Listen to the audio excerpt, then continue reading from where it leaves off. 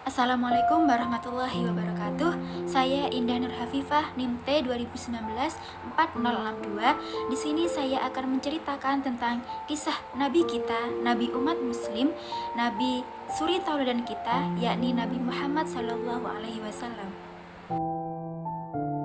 Seperti yang kita ketahui bersama bahwa Nabi kita, Nabi Muhammad SAW adalah tokoh penting dalam sejarah agama Islam. Dapat dikatakan juga bahwa seluruh umat Islam di dunia ini pasti mengenal sosok beliau dengan segala kebaikannya dan juga segala kerendahan hatinya. Nabi Muhammad SAW merupakan Nabiullah, Rasulullah atau utusan Allah yang paling akhir, atau biasa disebut dengan Khatamun Nabiyyin, artinya penutup para nabi sebelumnya. Sama seperti nabi-nabi sebelumnya, Nabi kita, Nabi Muhammad juga mendapatkan wahyu yang luar biasa dari Allah Subhanahu wa taala. Namun, kali ini wahyu yang diberikan berupa petunjuk bagi Nabi Muhammad SAW untuk membaca kitab suci Al-Qur'an agar terang dalam menjalani kehidupan. Sudahkah kita membaca Al-Quran hari ini? Mengingat beberapa hari lagi kita akan memperingati Maulid Nabi Muhammad SAW, di sini saya akan menceritakan sedikit tentang kelahiran Nabi Muhammad SAW.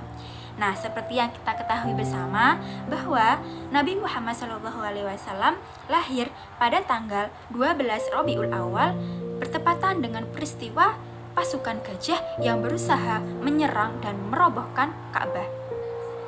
Nah, pada saat itu Allah mengirimkan burung-burung ababil untuk menjatuhkan batu-batu pembawa penyakit atau batu-batu panas kepada pasukan gajah yang sedang berusaha untuk merobohkan atau menjatuhkan tempat suci kita, tempat sejarah umat Islam, yakni Ka'bah.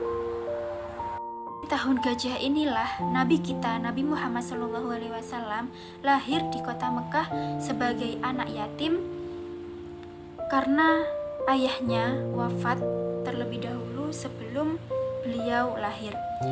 Akhirnya Nabi Muhammad SAW dididik dan dibesarkan oleh ibunya Aminah.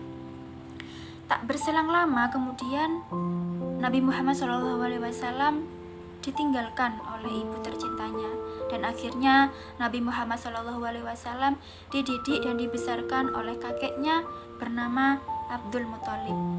Namun tak berselang lama kemudian, setelah 2 tahun bersama kakek tercintanya, Nabi Muhammad harus rela kembali ditinggalkan oleh kakek tercinta yang turut serta dalam membesarkannya. Usia 8 tahun setelah kepergian sang kakek, akhirnya Nabi Muhammad SAW diasuh oleh pamannya bernama Abu Thalib. Meskipun pamannya ini adalah seorang fakir miskin atau dalam artian kesulitan dalam mencukupi kebutuhannya sehari-hari, namun Abu Thalib ini terkenal sangat dermawan, yang rajin sedekah dan juga berbagi kepada sesama. Meskipun demikian, Nabi Muhammad tetap tumbuh dan berkembang bersama pamannya meskipun dalam keadaan kesulitan pun. Peristiwa berikutnya yakni peristiwa diturunkannya wahyu dari Allah Subhanahu wa taala kepada Nabi kita, Nabi Muhammad SAW. Menjelang diturunkannya wahyu, Nabi Muhammad SAW mendapatkan sebuah mimpi di mana malaikat Jibril datang menghampirinya. Setelah itu Nabi Muhammad merenung dan memikirkan terus-menerus tentang mimpi yang dialaminya tersebut. Lalu kemudian Nabi Muhammad menyendiri di Gua Hira, dan pada saat itulah Allah memperlihatkan kepada Nabi Muhammad SAW bahwa mimpi tersebut memang benar adanya. Pada saat itulah malaikat Jibril datang kepada Rasulullah SAW dengan menurunkan wahyu pertama berupa Quran surat Al-Alaq ayat 1-4 yang artinya bacalah dengan menyebut nama Tuhanmu yang menciptakan. Dia telah menciptakan manusia dari segumpal darah.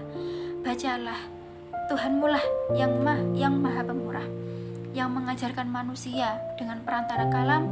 Dia yang mengajarkan kepada manusia apa yang tidak diketahuinya. Al-Quran Surat Al-Alaq ayat 1-4. Setelah peristiwa tersebut, Nabi Muhammad pulang dengan perasaan takut sekali. Dan disinilah waktu di mana kisah kerasulan Nabi Muhammad dimulai. Berikutnya yakni Nabi Muhammad SAW sudah mulai melakukan dakwah, namun secara sembunyi-sembunyi atau secara rahasia. Yang pertama itu kepada Khadijah atau istrinya, dan dilanjutkan kepada sahabat-sahabatnya. Dan setelah beberapa tahun kemudian, akhirnya atas izin Allah, Nabi Muhammad SAW melakukan dakwah secara terang-terangan kepada masyarakat sekitar. Selanjutnya yakni peristiwa Isra Mi'raj. Peristiwa ini bermula ketika istri Nabi Muhammad SAW yakni Khadijah dan pamannya Abu Thalib telah wafat. Pada saat itulah Nabi Muhammad merasa sedih sekali karena harus kehilangan istri tercintanya yang sudah menemaninya dan juga paman yang sudah mengasuhnya sejak kecil. Setelah peristiwa itu, Allah mengutus malaikat Jibril untuk mendampingi Rasulullah melakukan perjalanan dari Masjidil Haram ke Masjidil Aqsa, dari Masjidil Aqsa ke Sidratul Muntaha, atau biasa disebut dengan Isra Mi'raj. Dan pada saat peristiwa itulah Rasulullah SAW mendapatkan perintah sholat 5 waktu untuk yang wajib ditunaikan oleh seluruh umat muslim di dunia ini. Kisah selanjutnya yakni wafatnya Nabi Muhammad SAW. Konon Nabi Muhammad menderita sakit selama berbulan-bulan. Setelah melewati penyakitnya, Nabi Muhammad dikabarkan meninggal dunia. Pada saat peristiwa menyedihkan tersebut, Abu Bakar, sahabatnya, sedang tidak berada di Madinah.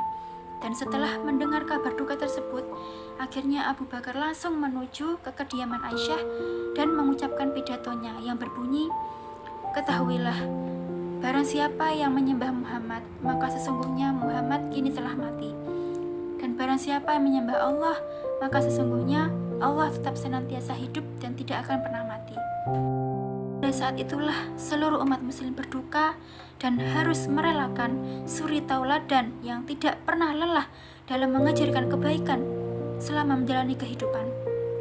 Dan peristiwa ini tidak akan dilupakan oleh umat muslim sebagai peristiwa besar dan bersejarah dari perjalanan seseorang yang memiliki kebaikan yang luar biasa dan juga kemuliaan. Itu tadi kisah cerita dari perjalanan Nabi kita, Nabi Muhammad SAW. Semoga bermanfaat untuk kita semuanya, menjadikan kita lebih baik lagi ke depannya. Akhirul kalam, wassalamualaikum warahmatullahi wabarakatuh.